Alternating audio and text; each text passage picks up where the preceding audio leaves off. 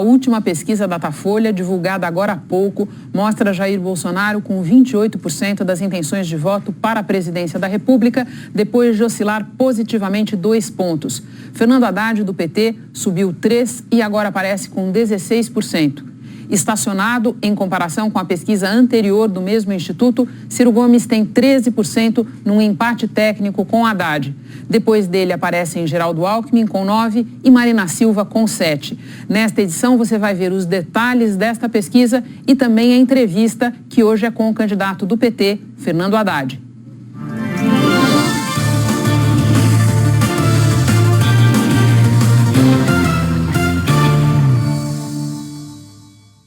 O Jornal da Globo chega hoje ao 3º dia de entrevistas com os candidatos à presidência que têm as melhores pontuações na penúltima pesquisa Datafolha.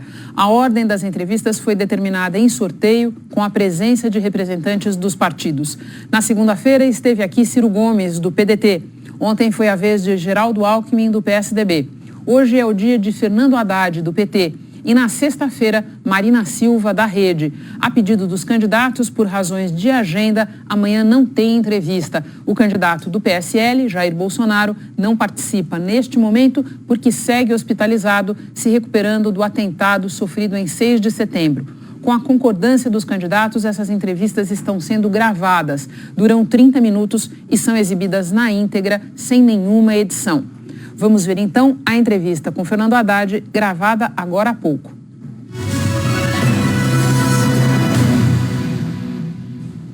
Boa noite, candidato. Bem-vindo ao Jornal da Globo. A nossa entrevista tem 30 minutos, eles começam a contar a partir de agora. Queria começar lhe perguntando sobre reforma bancária, o senhor tem falado bastante disso, e o seu programa prega uma transformação profunda do sistema financeiro para baratear o crédito. Sim. O senhor diz que não pretende fazer isso usando os bancos públicos para forçar o juro a baixar lá na ponta, mas que pretende taxar progressivamente quem cobrar juros mais elevados. E o senhor já disse em entrevistas que pretende tomar medidas duras para que esse objetivo seja atingido. Quais seriam essas medidas? Bom, boa noite, Renata. É um prazer estar com você, com os teus telespectadores. Veja, nós temos um sistema bancário completamente anômalo. 5 bancos, inclusive 2 públicos, eles concentram mais de 80% do crédito. Nós temos algumas alternativas. Existem as fintechs e existem algumas cooperativas de crédito que estão indo muito bem no Brasil e podem aumentar a concorrência. Mas isso tem sido insuficiente para baixar o juro na ponta. O juro para quem quer um crediário, um juro para quem quer limpar o nome e parcelar sua dívida, o juro, sobretudo, para o empreendedor que quer tomar dinheiro emprestado para abrir um negócio. Coisa mais comum no exterior é uma pessoa ir ao banco, tomar um dinheiro emprestado e abrir um negócio. Aqui você não vê isso por quê? O juro é tão alto que o lucro não cabe no juro. O lucro é menor que o juro. Então, você não vai ter geração de emprego. No mundo inteiro, o juro é menor que o lucro. Então, você paga o banqueiro, sobra um pouquinho para você. Por isso que você emprega a gente. Se o juro for maior que o lucro, você não vai ter chance, você vai quebrar. Uma das razões da mortalidade de empresas no Brasil, alta taxa de mortalidade das empresas, é o fato de que elas não conseguem honrar seus compromissos. O que nós vamos fazer? Nós vamos fazer o seguinte: quando os bancos cobram uma taxa de juro na ponta muito superior à média de mercado, eles vão pagar mais impostos. Quando ele cobrar uma taxa inferior à média de mercado, eles vão pagar menos impostos. Ou seja, o banqueiro que é mais ganancioso, ele vai ter que dividir a ganância dele em tributos. O banqueiro que trouxer a taxa de juro para baixo vai ter um benefício fiscal com isso. Com isso, nós vamos empurrar a taxa de juro para baixo. E todo mundo vai ter muito mais facilidade de pegar o que toma emprestado.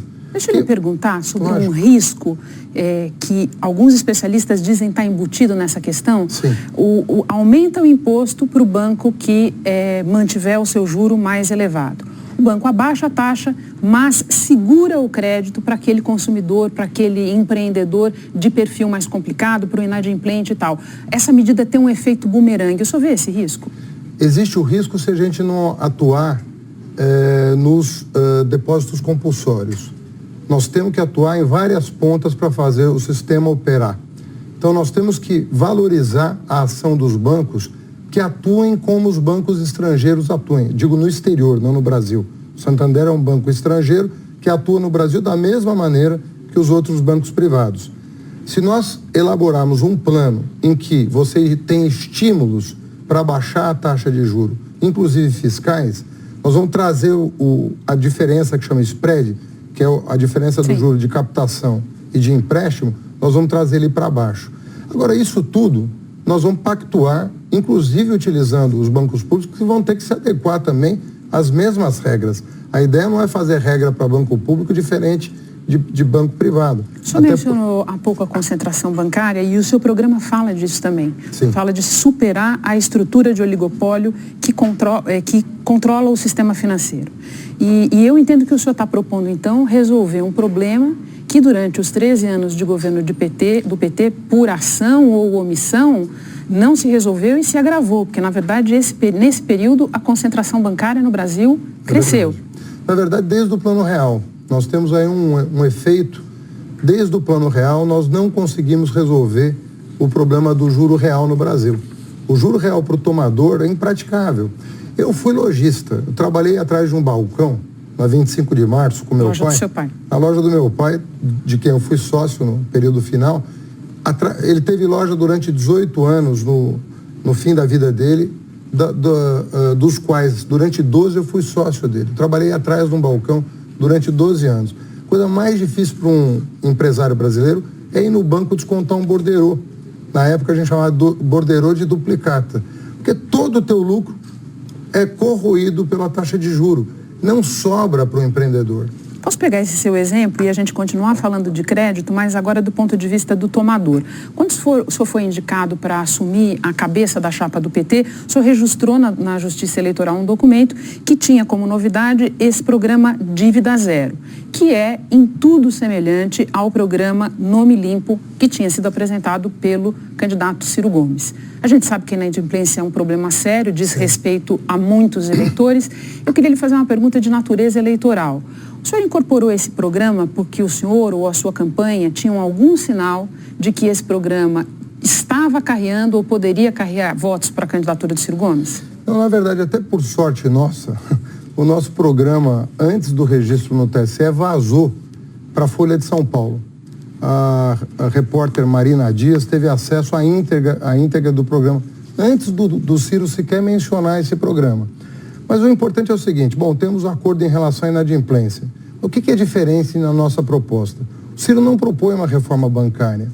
O Ciro propõe resolver um problema tópico que não vai resolver no médio e longo prazo o problema do juro alto no Brasil. Você vai tirar as pessoas do SPC, elas vão voltar depois de um ano, porque o problema estrutural não terá sido resolvido.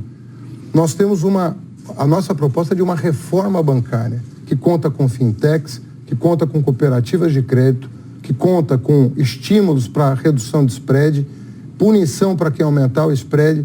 É diferente, a nossa é muito mais abrangente. Eu entendo e queria retomar quando o senhor disse que o banco público não será tratado de uma maneira diferente e que será, sim, usado ou de alguma maneira fará parte dessa reforma. A sua proposta, o programa prevê que os bancos públicos ofereçam uma linha de crédito especial para os brasileiros endividados. E a gente tem a memória recente de um período em que bancos públicos foram usados de maneira indevida e isso contribuiu para os maus resultados econômicos do governo Dilma Rousseff. Não é mandar um sinal ruim dizer que a solução do problema da inadimplência passa pelo uso, por onerar os bancos públicos? Não, nós não pretendemos fazer isso. Os bancos públicos serão sujeitos às mesmas regras dos bancos privados nesse programa. Obviamente que eu tenho que esclarecer que a Caixa Econômica Federal, ela tem linhas de crédito próprias, que inclusive constam do Orçamento Geral da União. Por exemplo, todo o plano de moradia, de produção de moradia no Brasil, tem uma regulação própria e a gestão é da Caixa. No caso do Banco do Brasil, toda a agricultura depende do Banco do Brasil. Então nós temos programas estruturados que nós vamos manter e até aprofundar como fizemos durante o governo do presidente Lula.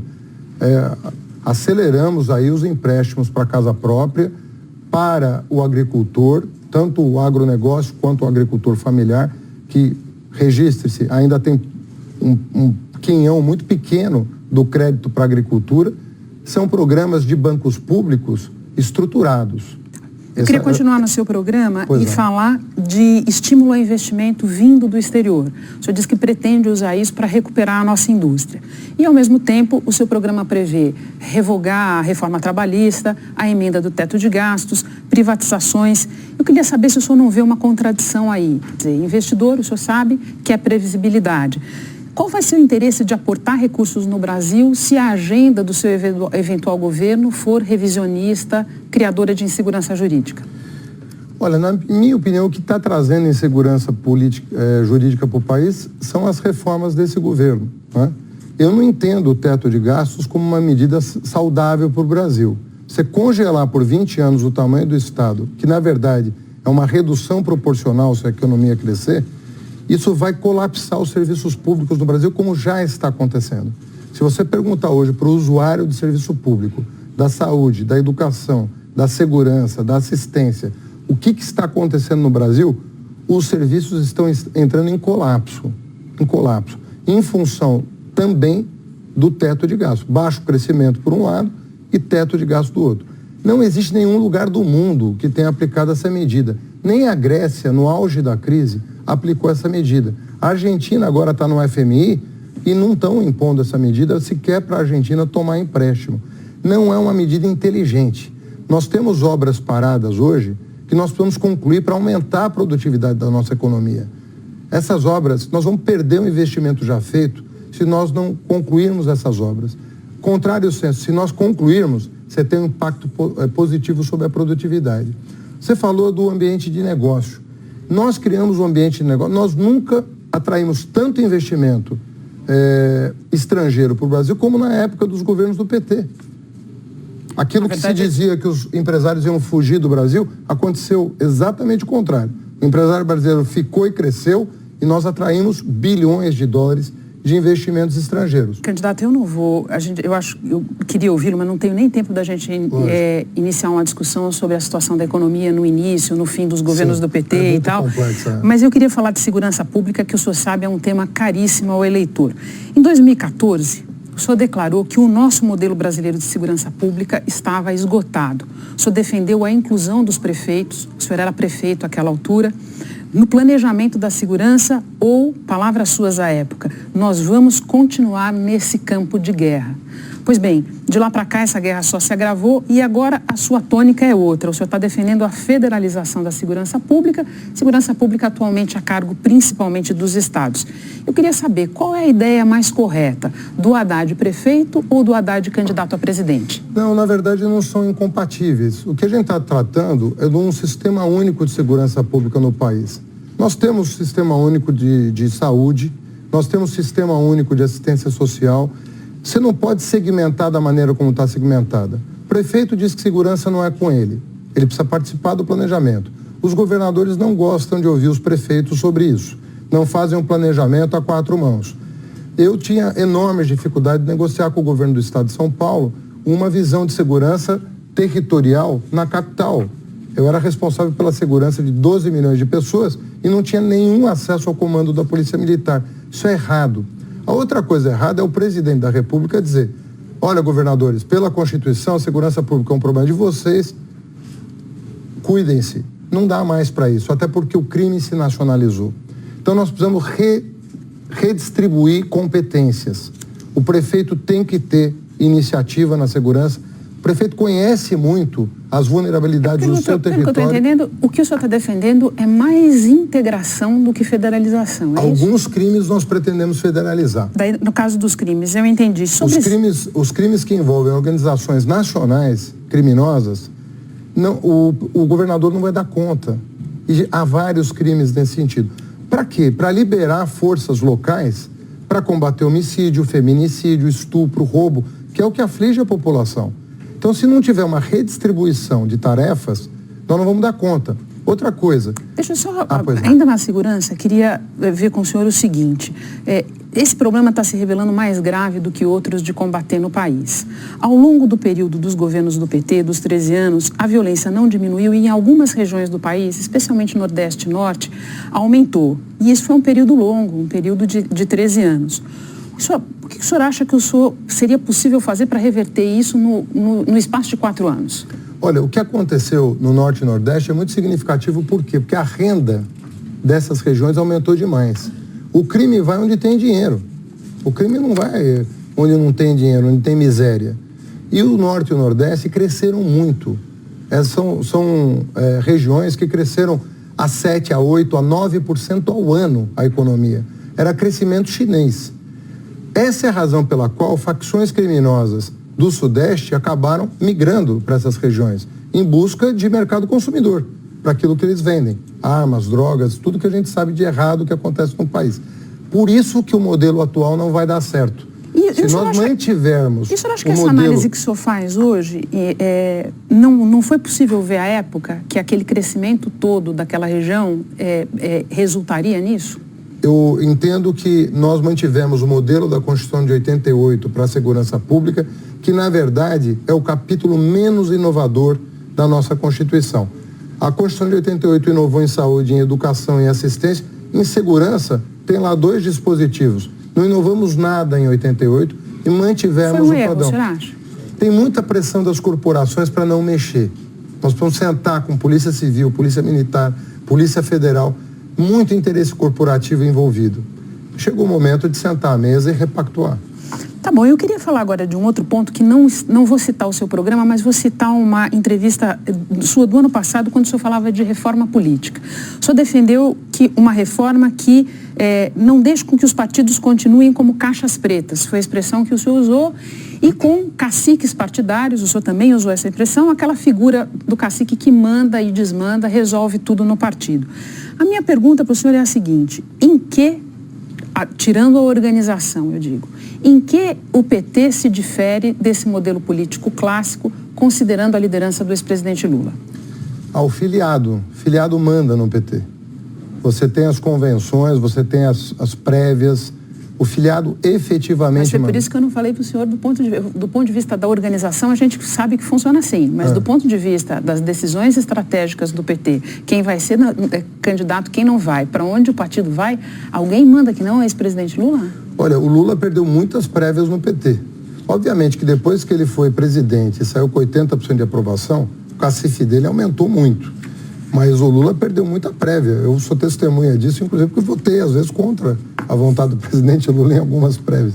Queria, já que nós estamos falando... Não, militei contra as decisões que ele tomou. Não cheguei a votar. Mas, então, no que a figura dele se diferencia desses caciques? Porque nenhum desses caciques regionais manda tanto quanto o ex-presidente Lula. Não é verdade, porque os caciques regionais não consultam ninguém. Eles tomam a decisão num jantar com o PSDB. Mas não vai todo mundo lá para Curitiba para ver o que o ex-presidente Lula quer fazer? Mas vai também dizer o que querem fazer. É errado imaginar que as pessoas vão consultar o Lula sobre o caminho a seguir. O Lula é a pessoa que mais ouve que eu conheço. Então, numa reunião de 2 horas, ele ouve 1 hora e 45 minutos. Eu estava me baseando na descrição que o senhor fez aí. Mas já que a gente está falando do ex-presidente Lula, eu queria lhe perguntar o seguinte. Ninguém, acho que nem mesmo o senhor, discorda de que a sua rápida escalada nas pesquisas de intenção de voto se deve à indicação do ex-presidente Lula. O senhor começou a crescer nas pesquisas à medida que essa indicação se tornou conhecida. Essa circunstância, se o senhor se eleger, não fará do senhor um presidente fraco? Porque o poder terá a origem do poder é outra? Olha, primeiro tem uma fantasia a respeito disso. Se isso fosse verdade, se o Lula colocasse o dedo e tudo se resolvesse, nós estaríamos elegendo 27 governadores, 3 mil prefeitos. Não é o que acontece. Existe uma decisão que é mais complexa do que parece para chegar a uma conclusão de quem pode representar o nosso projeto. Nós temos um projeto, obviamente o presidente Lula é quem mais encarna esse projeto, porque tem 40 anos de estrada e da confiança da população. Então não vou negar que a liderança dele que é mundial. Eu tive em Curitiba N vezes com personalidades do mundo inteiro. ex-chefes de Estado, ex-presidentes, ex-primeiro-ministros, ex-presidente de parlamento, Prêmio Nobel da Paz. Então, o Lula é uma personalidade mundial. Eu tenho muito orgulho de contar com a confiança dele, mas nós temos um partido que é complexo. Tá, mas só para eu entender, várias forças políticas. O senhor acha que está incorreta essa minha avaliação de que a sua escalada nas pesquisas se deve à indicação do ex-presidente Lula? Eu penso que o PT tem muita força no país. O Lula encarna esse projeto como ninguém, pela liderança que ele tem no país. Não é a transferência maciça de votos, candidato, que estavam se dirigindo a ele e a partir do momento em que ele indica o senhor, estão vindo para o senhor? Não é isso? É isso também, mas se fosse só isso, haveria transferência para todo lugar onde ele apoia. E não funciona tão automaticamente. Mas ele não fez uma carta lá da prisão em Curitiba indicando o voto em todos aqueles... Não, mas nenhuma... Eu mesmo li ao vivo e a cores muitas dessas cartas. Ok, mas nenhuma, às vezes funciona, nenhuma que tenha sido cercada da expectativa, da atenção, como foi a sua, porque o senhor foi indicado para disputar a eleição que ele iria disputar. É verdade, e eu lamento que isso tenha acontecido, porque a Organização das Nações Unidas, com base num tratado aprovado pelo nosso Congresso Nacional, disse que o pleito do Lula era legítimo em função da fragilidade das acusações contra ele. E nem assim a nossa justiça concedeu o direito dele. Concedeu para o garotinho.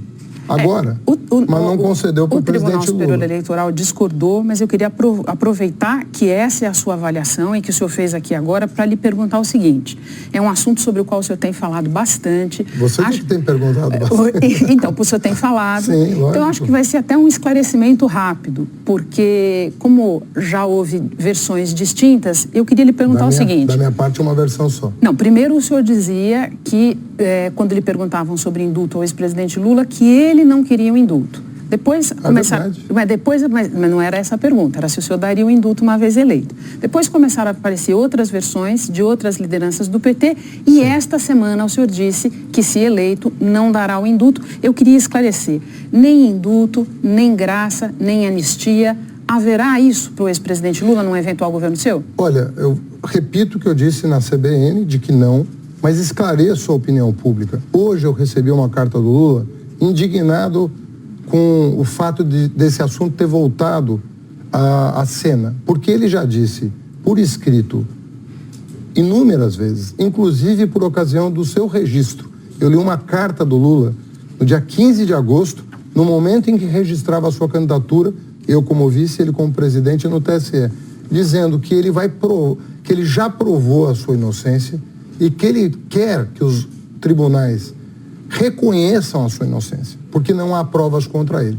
Eu, modestamente, tenho formação jurídica e li o processo. Li a acusação, a defesa e a sentença. E li o acórdão também, mais recentemente. Não há base para aquela condenação. Tiraram o Lula da corrida presidencial e a opinião já não é mais do cidadão Fernando Haddad. As Nações Unidas corroboraram essa interpretação de que é frágil demais o processo para tirar o líder das pesquisas da disputa presidencial. Candidato, mas agora o senhor é candidato, o senhor está pedindo voto, então só um esclarecimento final. Não haverá indulto. É a sua palavra final?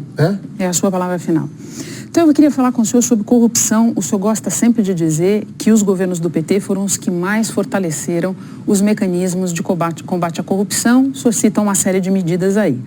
No entanto, desde que essas investigações chegaram ao PT e revelaram escândalos como o Mensalão ou como o Petrolão, no qual a própria Petrobras reconhece que o desvio foi da ordem de 6 bilhões, a direção do partido passou a atacar policiais federais, procuradores, juízes, ministros de tribunais superiores de uma maneira muito veemente.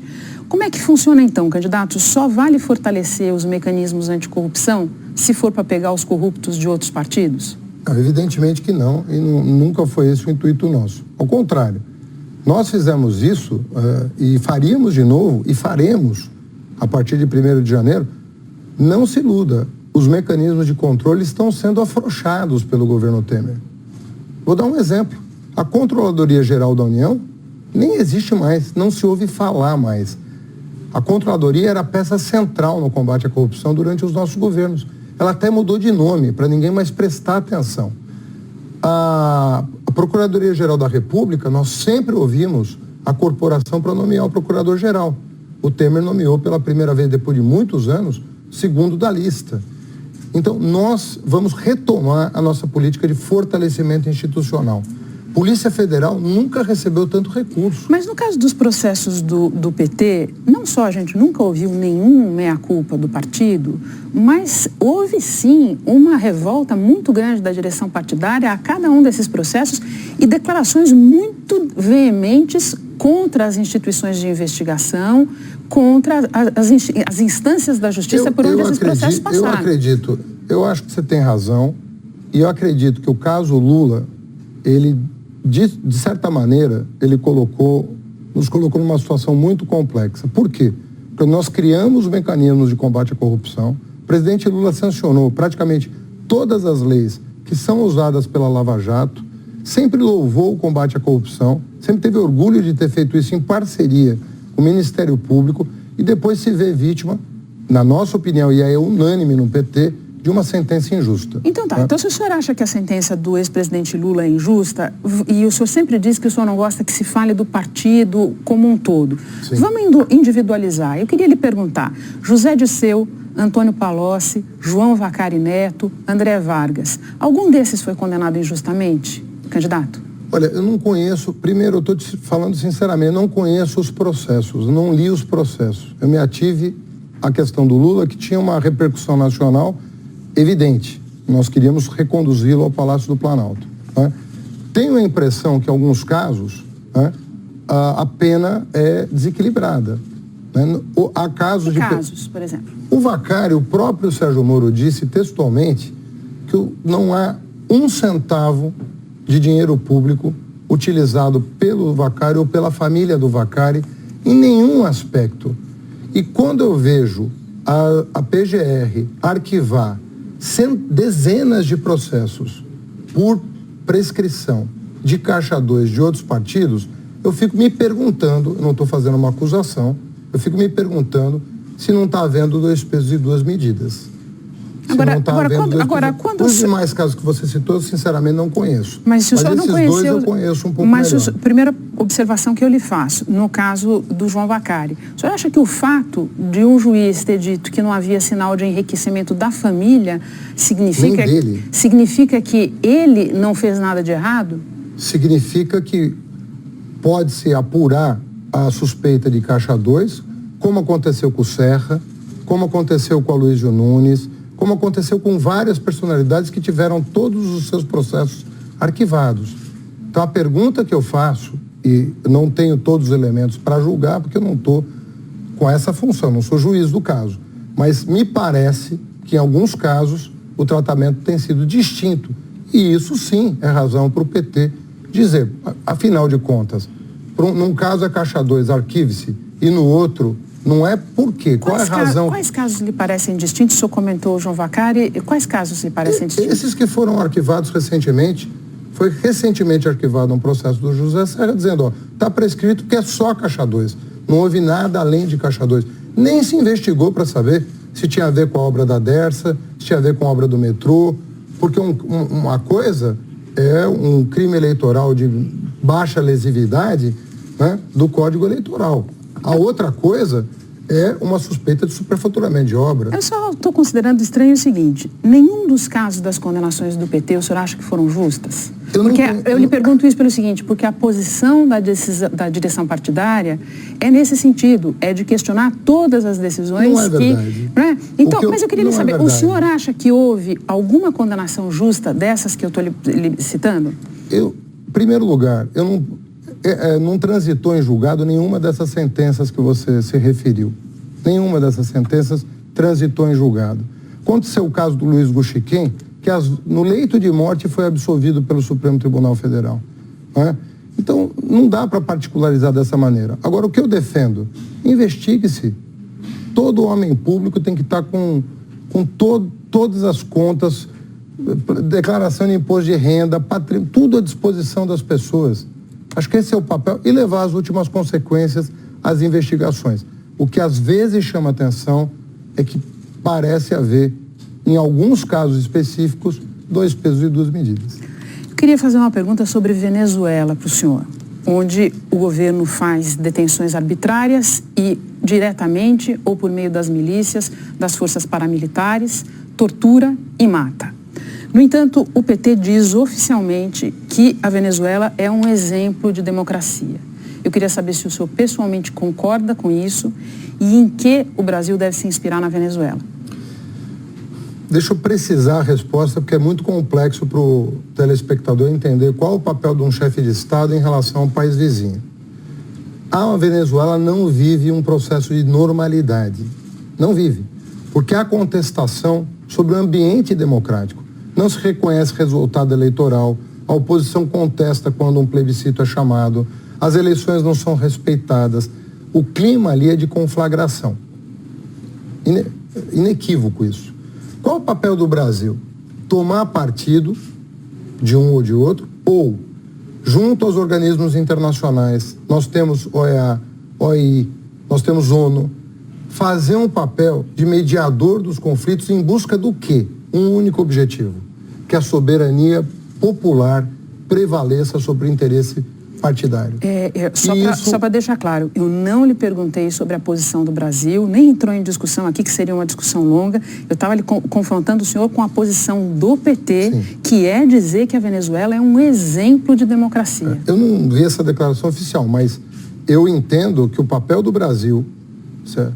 A posição do PT pode ser essa. Eu estou falando da posição do eventual governo do PT comigo à frente. O papel do Brasil tem que ser, reconhecer que as coisas não andam bem lá. A situação é conflagrada. Inclusive, nós estamos com repercussão disso em Roraima. E precisamos resolver lá. O papel do Brasil, pela sua importância, pela sua liderança, não é tomar partido na Venezuela. É junto aos organismos internacionais. Inclusive, o próprio Fernando Henrique, ao seu tempo, criou grupos de apoio à Venezuela em função da instabilidade política. É buscar mediação, reconhecendo que o ambiente não é o mais saudável. Só lembrando que essa não é a posição do partido, embora eu tenha entendido a sua, se o senhor vier a se eleger. Candidato, o nosso tempo acabou. Eu queria agradecer mais uma vez a sua presença no Jornal da Globo. Eu te agradeço. Boa noite. Boa noite.